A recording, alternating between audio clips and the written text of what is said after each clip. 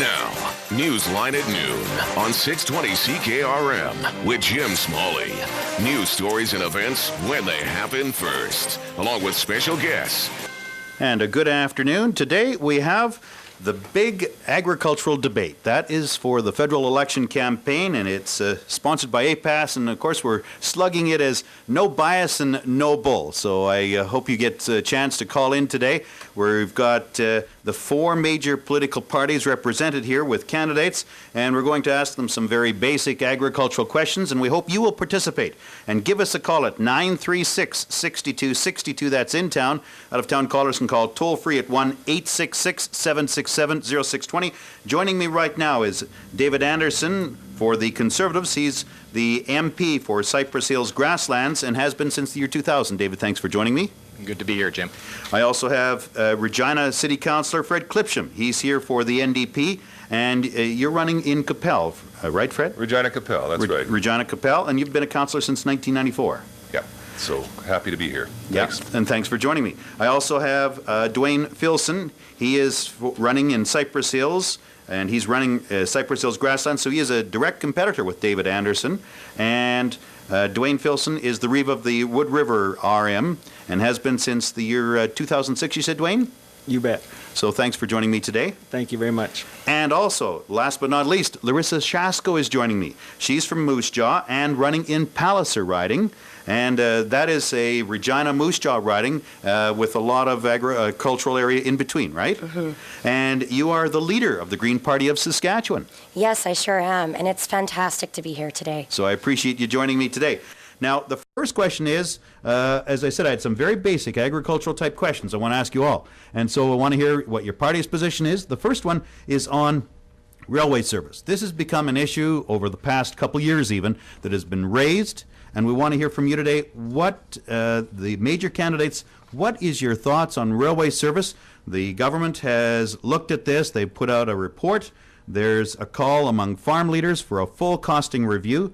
What would you do if you were in the House of Commons? I guess first off, we'll start on my far right with David Anderson, the MP. And you're Parliamentary Secretary to the Minister of Agriculture, too, if I remember correctly, David, right? I have been, yes, sir. Yep. So, David, your thoughts on the railway services? Sure, absolutely. We've actually taken the bull by the horns on this issue after 13 years of Liberal inactivity on it. It was clear from all sectors of the shipping industry that they really wanted to see a service review with regards to the railways. So we initiated that, and the report has come back. I think that most farmers were surprised that we've committed to bringing forth legislation in the fall to put in place a mandatory way of dealing with some of the service problems that have taken place over the years. And we think that's going to be a real good start to dealing with some of these issues. And there was complaints right across the industry in terms of shipping, and there was no way to resolve those complaints. We feel that it's necessary to put something in place to begin to do that. So you're bringing in some teeth. Now, I know the review's report said give it some time, but you've decided to go this route. Well, the plan was to introduce the legislation this fall. Of course, we didn't want this election. We felt it was unnecessary. It wasn't something that we wanted to go ahead with. The opposition made a decision that they wanted to have the election right now, so hopefully that will not be delayed, but we have made a commitment to move ahead on that as soon as possible. Okay, Duane, you're second up in the line across, so we'll go with you. Duane, what are your thoughts on the railway services and a full costing review? It's about time. David is right that there was a full service review, and maybe it's time to think about a costing review as well. And one of the things that a Liberal government will do is we'll immediately implement the findings of the service review.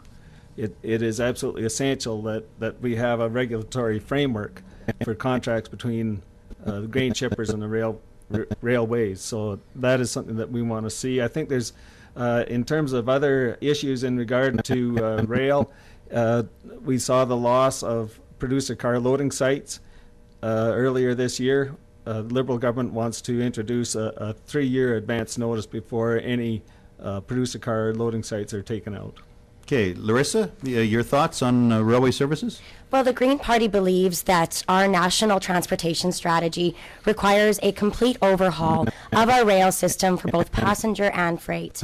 It will mean shifting cargo containers off highways and onto trains, driving the development of freight distribution nodes, offloading containers onto local trucks along new green corridors. So we will reinvest in our national rail systems, building more train cars in Canada, increasing train speeds and phasing in high-speed rail where feasible, and creating green transportation and energy infrastructure corridors in key regions. We have a number of initiatives as well to revitalize our rail system in Canada because we recognize both the economic benefits and the environmental benefits.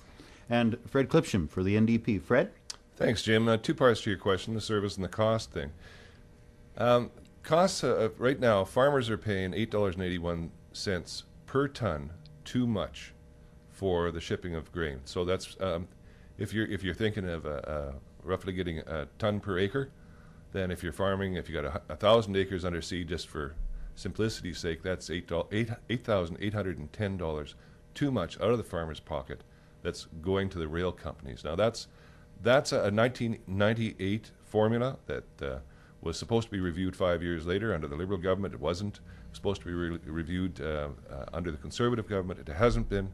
And the NDP is saying we absolutely have to get that review and get that farm cost down, because that's the way to deal with the shrinking margins, is to put that $8,800 back in the farmer's pocket. Now on the service side, the removal of the sidings, and I think there's been 24 in the last 2 years in Saskatchewan. What's the deal here? I mean, what do you have to do? You have to mow the grass at the siding. You have to throw the switch to make sure that it's working. And if you leave that siding there, you're providing options for the farmer so he can get his producer cars loaded, saving $1,000 to $2,000, and that again putting money into the farmer's pocket by keeping it out of the railway's hands. So the service issue is something that absolutely the NDP is very concerned, because farmers are getting pinched on all sides, and we have to be making sure that the transportation costs and service allow them to make a fair profit. The next question that I ask is basic farm safety nets.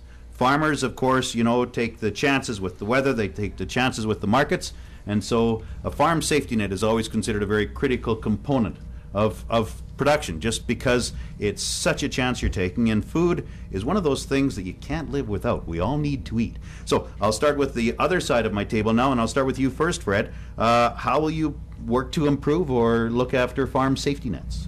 Well, the agri-stability program, the suite of programs, is, from what I'm hearing from farmers and speaking to them from Wynyard down to Indian Head, is hugely complex. You have to have an accountant to figure it out. And this is one of the things that I think is driving farmers crazy. It's based on margins. Well, the long-term trend for grain farmers is shrinking margins.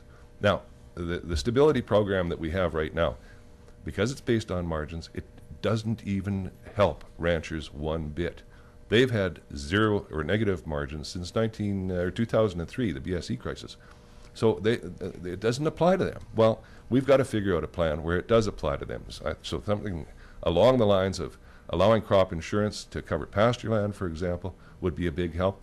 The costs that farmers have had to incur, ranchers have had to incur in the past year, where they've had to move their animals to different parts of the province and feed them and transport them.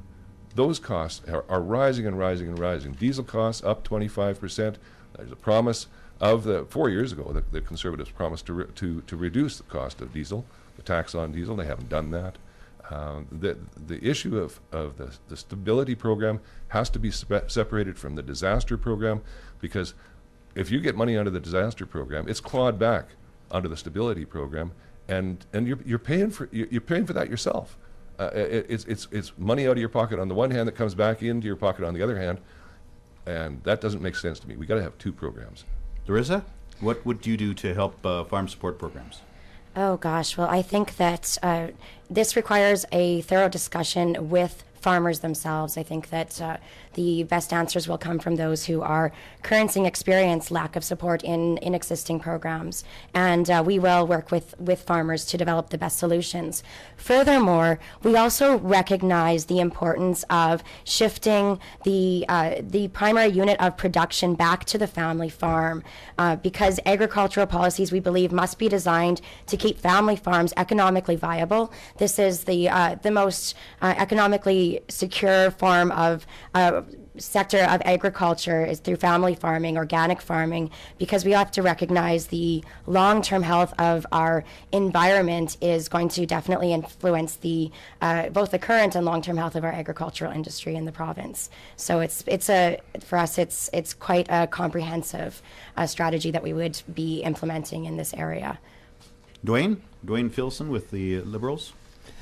We are entering, and we're really in an era of larger farms and potentially going to really even bigger farms, bigger equipment, and the immense risk that farmers take every spring putting their crops in has to be mitigated some way. And right now, AgriStability is a program that nobody understands how it works. It's difficult to fill out the forms, although better than it used to be. And crop insurance is a program that can be extremely expensive, and you can go as much as 10 or 15 years and never collect. So the Liberal government has made a clean slate commitment to review, in partnership with farmers, business risk management programs. And there are things that have been done to actually decrease how effective a program like AgriStability is. The top 15% has been taken off. A Liberal government will commit to changing the or giving the option of an Olympic average, using the margin over the best or the average 3 years over 5, or take the last 3 years and whichever option works best for farmers, using that within an AgriStability program. So there's that. AgriInvest is a program that has been popular, and for all that, all of the programs that we're going to look at them all. Okay, and David Anderson for the Conservatives. Well, I think you hear Duane giving us grudging support on a couple of the programs, but obviously with AgriStability, we've made some changes since we came in 2006, and it seems to be a lot more widely accepted program now. People seem to be much more happy with it than they were in the past. And Duane mentioned the top 15% has been taken off, but that has been covered by AgriInvest, a program that was put in. We put $600 million initially into that program. It's been very popular. Farmers really appreciate the AgriInvest side of that suite of programs. In terms of agri-recovery, we've been able to be very successful in Western Canada applying that program. We've had help in southwestern Saskatchewan with drought aid with the Farm Ranch Water Infrastructure Program. We've helped other producers with drought and flood as recently as just the spring. The agri-flexibility, of course, has brought an opportunity to do things like agri-processing, bring new initiatives there to do some branding, which is important around the world. And if you travel at all to foreign markets, you realize how well regarded the Canadian brand is accepted there. And then obviously we work on the insurance side as well. The Saskatchewan government has been very good to work with over the last couple of years, particularly on the insurance side. They've made big commitments to it as well, and that certainly has been a change from what was in the past in terms of the provincial government's commitment. Thank you, David. You're listening to No Bias, No Bull, the big agricultural debate on 620 CKRM Newsline at noon. I'm Jim Smalley. Thank you for joining. Thanks for watching. And remember, our election is May 2nd. And you got to get out and vote. Voice your opinion.